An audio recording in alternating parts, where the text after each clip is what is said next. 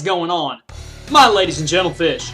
This is the Crop, and I'm bringing you a Pokemon TGBDUAL Wi-Fi battle versus Enzo. He's brand new to 2nd generation, I believe, and this is an Uubers battle. Let's get right into the battle. I'm going to lead out here with Asterisk, which is my dual screening Zapdos, and Drill Peck for Celebes, because Celebes are annoying. I'm going to hard switch right into Apollo as he goes straight for the Ice Beam. Now, I'm kind of thinking maybe he won't switch right off the bat. Maybe he'll try to do something, but he does, so I end up going straight for the Crunch. Against my better judgment, probably should have gone right for the Pursuit. Now, in comes Charizard. Now, I'm kind of thinking maybe this Charizard's going to have Earthquake. Obviously, that he switched into Houndoom. So I make a double switch out into Polino, because Ambassador Polino can go for Ancient Power and, you know, continue to rule Cadokia. But he knows this, and he's going to switch out to his Mewtwo to take this Ancient Power. I'm assuming that this Mewtwo is going to have T-Bolt or something of the nature. And I find out that it does have the Thunder, and he's not going to get the Para, thank goodness. And I'm going to go straight for the Sacred Fire and get the burn. So that is awesome. Now, I have to see if there's going to be a Heal Beller / Perish Song user on his team. Don't know that yet, kind of early. So I'm just going to switch into a lot of Heart, and I do see the Psychic. So seeing both Thunder and Psychic, and I've seen Ice Beam. I'm kind of thinking this is going to be a straight-out mixed attacking, special attacking Mewtwo with Recover in the last slot. I'm going to switch out into Apollo knowing this information, and he's going to make a switch into Lugia. Now, Lugia can be kind of a dual threat. I'm going to switch into Asterisk just to see what it wants to do, and I see that it has the Surf, and he's going to crit right off the bat, which does kind of suck. That's going to let Asterisk do his thing and set up his light screen here as he makes a double switch into Celebi. Now, thinking that this Celebi is out here, I now have seen the Heal Beller of his team, so knowing this, even though I'm going to be able to burn pretty much anything I want, he's going to just be able to Heal Bell it right back off, and Drill Peck is easily a 3-shot on this Celebi. But that is perfectly fine by me. I now know that I can fight this thing later. I kind of want to go into Maru, but I decided to go into Apollo, knowing that this thing is probably going to do or show an attacking move, which it does, going for the Giga Drain. I'm not really too sure if that was a misclick or what happened there, but I'm just going to go straight for the Pursuit this time against my thought process, knowing that the Celebi, if it does have the Giga Drain and the Heal Bell, it's not going to want to stand against Houndoom, forcing it out with the Pursuit. Now, here comes this Lugia, and this Lugia is probably the biggest problem in his team. I'm going to go straight out to Logic Trick, and that was probably a bad misclick, because I see the Aeroblast now. Now seeing the Aeroblast, I'm like, well, you know, Logic Trick is probably going to be useful later, but so far it's not, because his team's all Psychic. So I'm just going to let him Death Fodder out, and I'll let the Poison do its thing, and bring in Zapdos. And I swear, this game, Thunder just hates me. He's going to double switch here into Mewtwo. I'm going to get a Thunder off. And that is going to paralyze Mewtwo, bring him down to the red. Because dual screen Thunder Zapdos does so much work in Uubers. It is ridiculous. Now, I'm going to go for the Thunder again. And he is going to miss, giving me the opportunity to recover off his HP and not die here. Which does kind of suck. Now, I actually go into Maru here. I guess I thought I could set Maru up here. I have 2 Rest Talking boosters. Yes, Ancient Power only has 10%, but when you factor in the amount of turns of Rest Talk, it actually bars out the kind of nice. He switches out to his Ho-Oh, which is nice for me because I can go straight for my Ancient Power. I do not get the boost yet, so that's fine. I'll hit him again, and I actually get the boost this time, which is awesome because Maru can now take anything from this thing. Even though he does have that wonderful Sacred Fire, Stabbed, and 30% burn, or 50% burn rate, that's perfectly cool by me because I am Rest Talk oriented, so that's not going to be an issue. I'm just going to go straight for another Ancient Power and take this Ho-Oh down. So at this point on the board, here comes Charizard. Now, knowing Ancient Power at +1 can easily KO this thing, he's probably going to Death Fodder it, which he does choose to do, leading me to believe it's probably not a Belizard, or if it was, that's probably why he Death Foddered it, knowing he couldn't set it up. And he's going to switch to Celebi. Now, from this range, a +1 Ancient Power does not do anything. I was, like, almost depressed by this. But that is fine. He's going to recover, and that is going to give me an opportunity to finally switch Maru out, but I really see no reason Maru's just doing some work here. But it's going to enable him to get that heal bell off, which is going to make his Mewtwo non-paralyzed anymore. Which is not very cool because he can switch back in. And in comes his Mew. Just going to go straight for that +1 ancient power. It's not going to do anything, and I'm going to follow it up with a +1 earthquake, which also doesn't do anything. So, and he goes for the horn drill, and I'm like, whoa! Where did that come out of? Left field, I guess. Easily going to one-shot Maru, and that is not good news, Vegeta.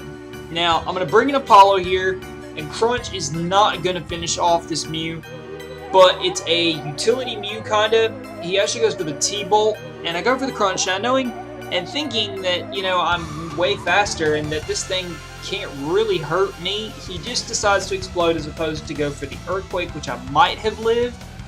But Explosion definitely not going to live that. And that's only 3 down on both sides here. Now, this is where the match is going to get interesting. Waiting for the music. Okay, so Asterix is facing down Mewtwo. Here comes an Ice Beam that does an absolute ton. Takes my Zapdos to half. Thunder is going to miss. And I believe Thunder actually misses again. But I actually pull a double switch into Lotta Heart, knowing very well I can take the Ice Beam. I'm always scared with the whole Blissey Frozen thing. I'm very, very tempted to run like a Miracle Berry on Blissey just because, yes, it would miss the Leftovers recovery slightly, but 1 freeze would be enough, and then it would probably not freeze again. So, I'm going to go straight for the T-Bolt. T-Bolt hitting that Lugia, coming in pretty decently considering it is indeed a Lugia, and that is going to prompt me back out to Asterisk, and I see Curse. Now, seeing Curse and Aeroblast, and of course the Surf I've already seen, this is a mixed attacking Lugia. Pretty much going to be a big threat. I should have set up Reflect right there, but I did not. And Aeroblast going to crit my Zapdos terribly there. And, you know, looking back at this situation, I probably should have set up Reflect here, but I just decided to go for the Thunder. I am going to miss, and the Aeroblast is going to take me down. Now, this is Polino. Polino has a pretty good stand on this thing. Surf only doing about 101 points of damage. Just going to go straight for the Sacred Fire. If this thing's going to curse up, I'm going to burn it. So making his curse setup a lot harder, bar a crit. And now I'm interested to see how much these Aeroblasts will do with the burn. So I'm going to go ahead and go to sleep and keep myself good and healthy. Let the burn damage do its thing. And see here, Surf only does about 101 points of damage. So I can see that I can take those pretty much all day into yesterday, into tomorrow. And I'm just going to start firing off some Sleep Talks. And this time I'm going to get the Sacred Fire. Now, you're going to notice here, I had a perfect chance to win this match here coming up. And I actually do miss it because I can't count and I'm retarded. But other than that, you know, everything works out. So Polino is going to be fast asleep, fire off another Sleep Talk, this time finding the rest, getting myself back up to a healthy 415 as he's just going to continue to curse up there. He's at +2, but also only at +1 because of the burn, cutting that attack in half. So now just going to Sleep Talk, rest again, and he's going to curse up again. He's at +2 now. And I'm actually kind of surprised how well Polino can take these hits from this Lugia. So I'm actually not going to wake up yet. I'm on my last turn of Sleep Talk here. Going to get a Sacred Fire. It's going to do a nice chunk of damage to this Lugia. And Aeroblast going to miss, and he's going to get hurt by the burn. Now, I would have woken up this turn, and between the burn and the Sacred Fire, I think that would have killed. Feel free to leave a comment about that. I believe that would have killed. But that's perfectly fine. I just decide now, yes, he's got the boost, but I want to see how much this does, and yeah, +3 Ancient, or +3 Aeroblast doesn't really do that much. So I'm trying to get that boost, trying to Sleep Talk into that boost, but it's not happening. I'm not finding it, and this time he is going to score. Not really, not going to score a critical hit. Going to give me an opportunity once again to set up the rest. And on this very next turn, he is going to find that crit that he is looking for. And this is actually his final Aeroblast. So there's a +3 Aeroblast with a crit. And it does take me down to 146, which is unfortunate. Now, I'm kind of playing around this idea right now. What I'm kind of thinking is if Polino gets too low, I do still have my heal bell here. And if that Mewtwo wants to play around and hit into Ice Beam, I can switch it back in, outspeed it, and rest off and be back in the same position. Surf going to bring down to 49. Unfortunately, the burn going to finish off the Lugia, making it a 2-2 game. But essentially, it's 2-1. And the reason being is because Celebi can't touch Ho-Oh with an Iron Pole. So now I'm going to bring in a lot of heart, easily walling those attacks, knowing he's going to go for the Psychic as opposed to the Ice Beam, thinking I would go into Blissey. And at this point, he pretty much is forced into the Ice Beam. But I'm trying to count his Ice Beams and find his attack variation, so I get a free switch back into Ho-Oh to take that Ice Beam and rest off the damage. But 2 opportunities there that I do miss, and I'm just going to go straight for the heal bell. Again, making it where my Ho-Oh can possibly get off another rest, and I can get myself back in the same situation that I was before.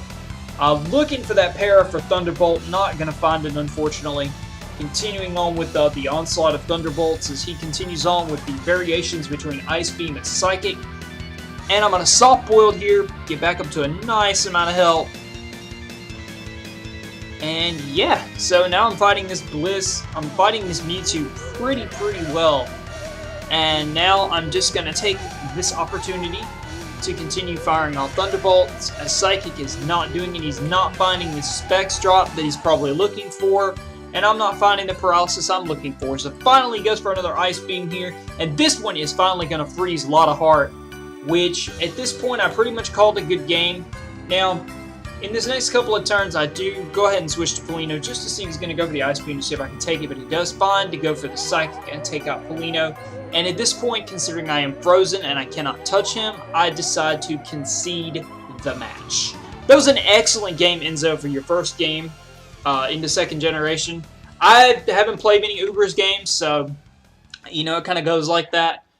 Started doing some voice acting with Ace Attorney. Please check that out in Turnabout Bloodlines. Xenon, thank you so much for your comment about, you know, me doing a lot of different things. I try to keep things versatile, but at the same time, I try to keep them, you know, kind of where it's still a good lining of stuff that I do pretty frequently. So thank you all for your comments and your subscriptions and everything. And thank you, Enzo, for this battle. Even though I haven't played Uubers much, that was an awesomely close battle. 2-1, because again, Celebi couldn't touch Ho-Oh.